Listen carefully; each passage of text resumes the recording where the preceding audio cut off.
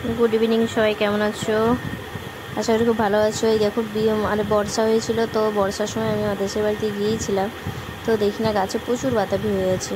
দেখো এই কত বাতাবি, প্রচুর বাতাবি হয়েছে গাছে।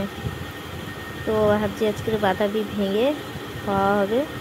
তো দেখি অলরেডি বাতাবি পাড়া শুরু করে দিয়েছে আমার ননদ।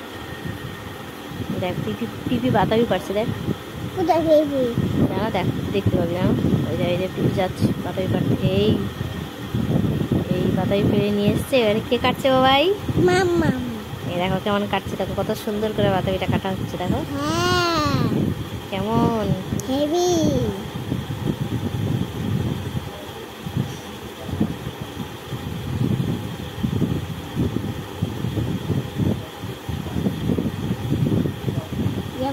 কেটে আমাকে রস বের করে খেতে হবে।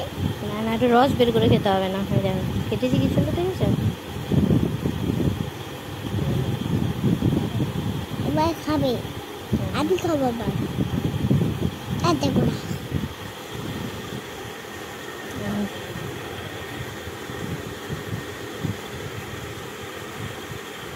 আমি তো বাতাবি খেতে খুব ভালোবাসি, যদিও এখনও বাতাবিটা পাকেনি, কিন্তু খুব খুব মিষ্টি। কাঁচা মানে এখনও ইয়ে হয়নি, লালও মানে ভালোভাবে পাকেনি, কিন্তু এখনও অত ছোটো, হয়তো আরও বড় হবে। খুব মিষ্টি বাতাবিটা, তাই ভেঙে না খেয়ে থাকতে পারিনি। তো এবার বাতাবির ফুট ছাড়ানো শুরু করে দিয়েছি। যদিও মিষ্টি তাও লবণ না দিলে, লবণ দিয়ে একটু খাবো, কারণ বিকেল হয়ে গেছে তো। তো দাঁতে যদি দেখো এবারে ছাড়ানো শুরু করছি।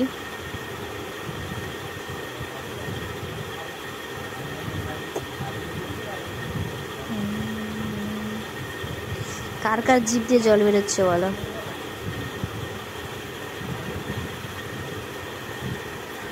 আমি তো খেয়েই নিলাম। মানে এমনি মুখে খাওয়া হয়ে যাবে, এত সুন্দর মিষ্টি। আমি একটু রাখি, দেখো আছে তো। আমার শাশুড়ি বলছে তুমি একটু লবণ দিয়ে লঙ্কা গুঁড়ো দিয়ে ঝাল দিয়ে একটু মাখো, খাবো। তো আমি খালি মুখেই খেতে শুরু করে দিয়েছিলাম, এত মিষ্টি। ঠিক আছে, আমার ছেলেও খালি মুখে মানে কোনো লবণ টবণ ছাড়াই খেতে ভালোবাসে। এবারে বলতে তো শাশুড়ি আর ননদ বলছে খাবে, তাই ওতে সামান্য স্বাদ মতন একটু লবণ দিলাম, দিয়ে এই দুটো লঙ্কা নিয়ে এসছে, লঙ্কা ভেজে এটা একটু বেশি ঝাল হয়ে যাবে বলে বেশি কম করে মেখেছি। তো এইভাবে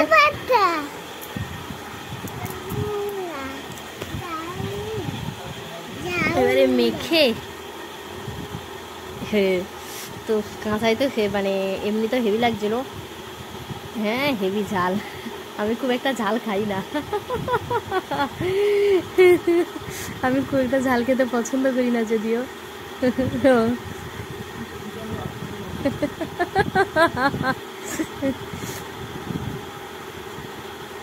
আর খাবো না।